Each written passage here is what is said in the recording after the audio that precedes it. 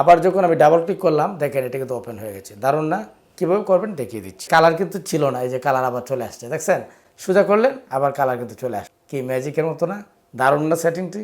তো আপনার তো পার্সোনাল একটি জিমেল, একটি জিমেলে আপনি এই পর্যন্ত যা যা করেছেন সকল কিছু আপনাকে দেখাবে। অ্যান্ড্রয়েড ফোনের এমন গুরুত্বপূর্ণ 3টি সেটিংস দেখাবো আমি, রাসেল মোশাররফ। তো চলুন শুরু করি, এখানে কথা বলে বোঝানো যাবে না।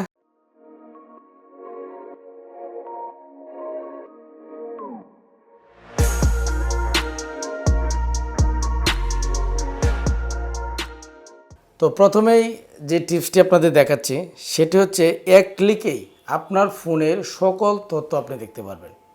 কিভাবে দেখবেন আমি আপনাদের দেখিয়ে দিচ্ছি। আপনি এখান থেকে চলে যাবেন গুগল ক্রোম ব্রাউজারে চলে যাবেন। আপনি চলে যাবেন আপনার ফোন থেকে ক্রোম ব্রাউজারে। ক্রোম ব্রাউজারে গিয়ে এইখানে আপনি লিখবেন google-dashboard.com। গুগল ড্যাশবোর্ড লিখবেন। লিখলে আপনার সামনে গুগলের যে ড্যাশবোর্ড আছে সেই ড্যাশবোর্ডে আপনাকে ক্লিক করবেন, আপনি ক্লিক করবেন।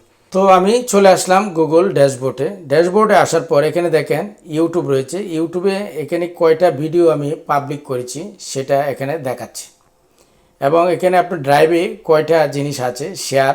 এখানে ক্রোম ব্রাউজারে আমি যে বুকমার্ক করে রেখেছি কয়টা ওয়েবসাইট এটা এখানে দেখাচ্ছে। জিমেইলে আপনার 23টি নোটিফিকেশান আছে, ইনবক্সে 23টি আছে, এবং এরকম আপনার সকল তথ্য কিন্তু আপনি পেয়ে গেলেন একটি ক্লিকে। এখন এখানে আমার যে জিমেলটি দেওয়া আছে সেখানে তথ্য কবে, এটা নতুন একটি জিমেল। তো আপনার তো পার্সোনাল একটি জিমেল, একটি জিমেলে আপনি এই পর্যন্ত যা যা করেছেন সকল কিছু আপনাকে দেখাবে। কি দারুণ না বিষয়টা? 2 নম্বর বিষয়টা হচ্ছে, এখন এই যে পাওয়ার বাটনটা সেটা কিন্তু খুবই দামি। এখন এই বাটনে যদি আমরা বারবার ক্লিক করে আমার ডিসপ্লে আনি, সেটা কিন্তু আপনার পাওয়ার বাটনের জন্য খুবই ঝুঁকি। এটা নষ্ট হয়ে গেলে অনেক ঝামেলা। আপনার পাওয়ার বাটনে ক্লিক করতে হবে না, অটোমেটিকলি আপনার ফোন ওপেন হয়ে যাবে। কীভাবে করবেন আমি আপনাদের দেখিয়ে দিচ্ছি। আমি ডাবল ক্লিক করলাম, দেখবেন এটা কিন্তু অফ হয়ে গেছে, যে অফ হয়ে গেছে, ঠিক আছে?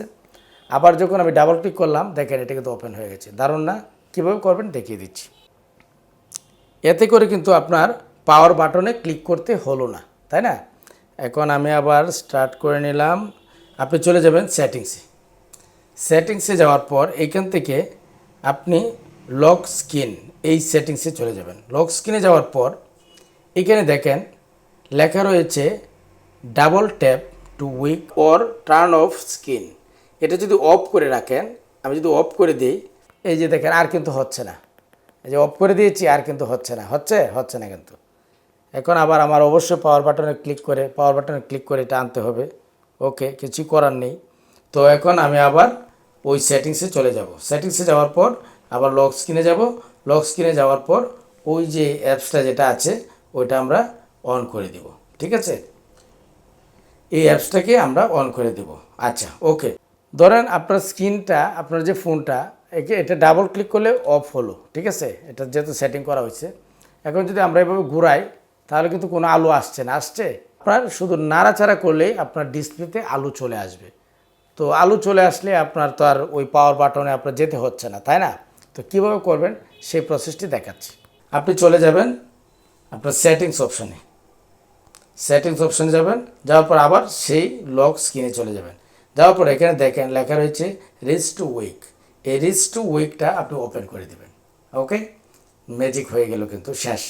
এখন যদি আপনার ফোন যদি মনে করেন যে আলো যদি না থাকে, আমি দেখাই, আমার স্ক্রিনটা অফ করে দিলাম, স্ক্রিনটাকে অফ করে দিলাম, কারণ এটা থাক। ডাবল ক্লিক করে অফ করলাম, এই যে দেখেন ডাবল ক্লিক করে আমি অফ করলাম। এই যে একটু নাড়া লাগবে কিন্তু এটা হয়ে গেছে।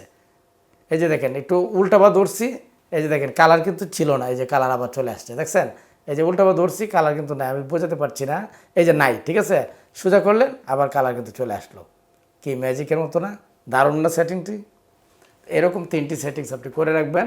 আপনার পাওয়ার বাটনকে বাঁচাতে হলে আপনার এই সেটিংসগুলি করে রাখতে হবে। ওকে ভিউয়ার্স, আজ এই পর্যন্তই। দেখা হচ্ছে পরবর্তী যে কোনো এপিসোডে। সে পর্যন্ত ভালো থাকবেন, সুস্থ থাকবেন। সবার জন্য শুভকামনা। আসসালামু আলাইকুম।